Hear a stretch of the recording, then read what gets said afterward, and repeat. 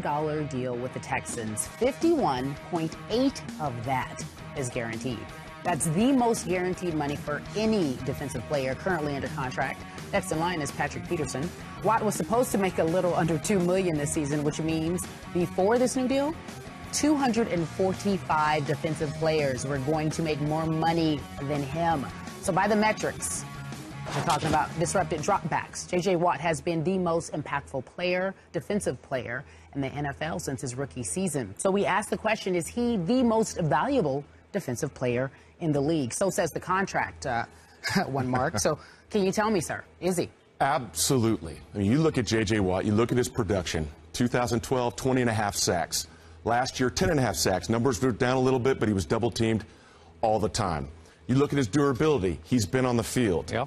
You look at his work ethic. I don't know if there's a work ethic in the NFL like J.J. Watt's. Incredible. I mean, he is a once-in-a-generation defensive lineman. And 25 years old. The best thing I like about J.J. Watt is the person. You hear all the right things. I read this quote a couple days ago, and I want to read it to you because it just jumped out at me. And talking about, you know, J.J. Watt, should you, what about a holdout? Would you ever consider it? This is what he said. I wouldn't want to hold out because that would cause me to miss time with my teammates. And right now, I want to practice. You don't hear that. I want to be out here with these young guys. I want to teach them the things I know. I want to better myself. I want to be a Houston Texan. I want to play football. I want to be the best I can because I can't do that by sitting on the couch. Skip, that just jumped out at me. I mean, you're looking at a player, the person, a guy that's only 25 years old that has his best football, I believe, ahead of him. I mean, when you think of the Houston Texans, there's not a running back or a quarterback that comes to your mind right away. It's J.J. Watt. And for that reason, well-deserved contract. He's earned this contract, and I believe his best football is ahead of him. I can't disagree with a single point you made, and he is worth every penny they just paid him. But our question was, is he the most valuable on the football field? Again, would I have locked him up for that? Yes, I would have. But can I make the case that he scares defensive coordinators more than a few other guys? Now, here's my issue, and you're going to be able to respect this because you're a little older, so you know what I'm talking about. Some of our young people who watch the show have no idea what I'm talking about. But there was this guy named Lawrence Taylor once upon a time. Yeah. He dominated football games the way no defensive player I ever watched dominated, unless you want to talk about Deion as a cornerback, because he would just take half the field away. But it wasn't readily apparent to the naked eye the way Lawrence Taylor wreaked havoc play after play, mostly as a stand-up pass rusher, and you just couldn't block the guy. He would disrupt, he would discombobulate, he would destroy you psychologically.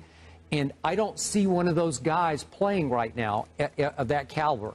Then we had Reggie White in the interior as a pretty much of an unblockable force who could move around, play end or tackle. We had the various Mean Joe Greens, and then at linebacker Dick Butkus, Jack Lambert. Obviously Ray Lewis is just retired a year ago. And then we had a Bruce Smith. And quick story, as I was covering the Dallas Cowboys in their breakthrough Super Bowl in the 90s when they beat Buffalo in a rout, the night before I saw North Turner and sat down, actually I had dinner with him the night before that Super Bowl, and he was the coordinator for that young Cowboy team.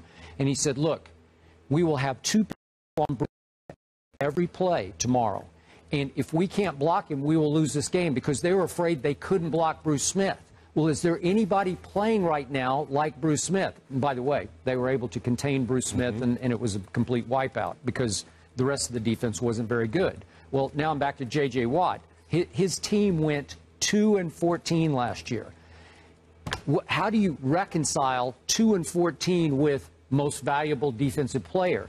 Because I'm too old school where I want to see that guy take over games and actually like tilt the playing field in favor of the Houston Texans, and I don't see that enough. I get what you're saying. All those things are exactly right, except is he a Lawrence Taylor type? I think you'd have to say no, right? Well, I would say he's a Lawrence Taylor type on a bad football team. Okay. And their issues last year were their quarterback. They were their quarterback. But I do know this, as a quarterback, if I'm going into a game and J.J. Watt's there, I have one concern. Who's going to take care of him? I know he's a defensive lineman, but still, J.J. Watt has the ability to wreck a game. He only got 10.5 sacks last year, and the reason is because offenses went in with a game plan. Hey, we're going to put 2 guys on him. 2 guys on him. The year before, 20.5 sacks. You know, he was still a secret. You know, he was still, young player.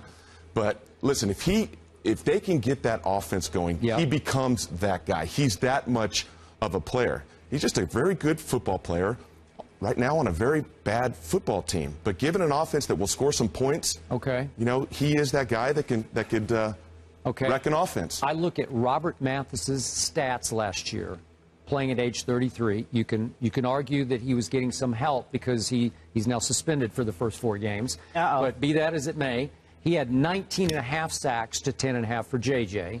He had 20.5 disrupted dropbacks to 16.5 for J.J. So Robert Mathis was wreaking some havoc last year as a very pure pass-rushing defensive end.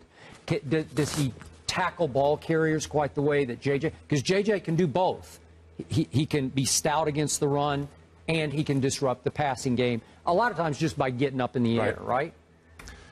If you have an offense, your offense is scoring points, Skip, okay? If your offense is scoring points, the other team has to score points without a doubt, which many times, if you're leading, that other team, they have to throw the ball.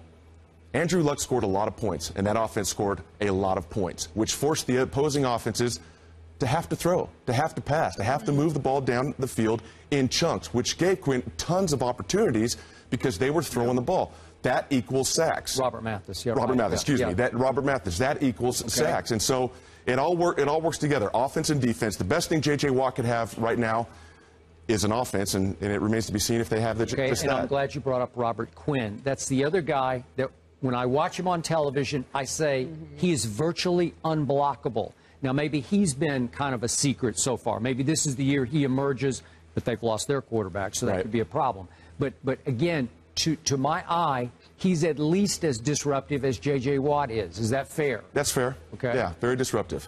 Yeah. So is he unblockable? It's close. So right now, if you could have Robert Quinn or J.J. Watt, which way would you go? I'm going J.J. Watt. Just because of the intangibles? The intangibles, the person, the player, the durability, the production, the big picture, the complete player. J.J. Watt, 25, he's got 8, 9 good years of football left in him. Okay, last one I'm going to throw at you. This is somebody this would be a tough call. If you said you can have this guy for the next 5 years or J.J. Watt, Earl Thomas. Okay. And I know he's not a pass rusher, but he is the lifeblood of Seattle's defense. No disrespect to Richard Sherman or any of the other players, or to Cam Cameron for that matter. I'm Cam Chancellor, I'm Cam Cameron. But the point is, with Earl Thomas, he is everywhere with extremely high motor. He's attacking the run as well as attacking people who even think about catching a pass over the middle. And now they say he's going to return punts, which would be just a little gravy on top. But still, I would be hard-pressed. If I had a choice between Earl Thomas as my defensive leader and J.J., I would think hard about Earl Thomas. I would think hard about Earl Thomas, too, but consider who else is around Earl Thomas. He's fortunate to have a defensive line. Other secondary players, linebackers, again, getting back to the complete package, he benefits from the guys around him. J.J. has nothing.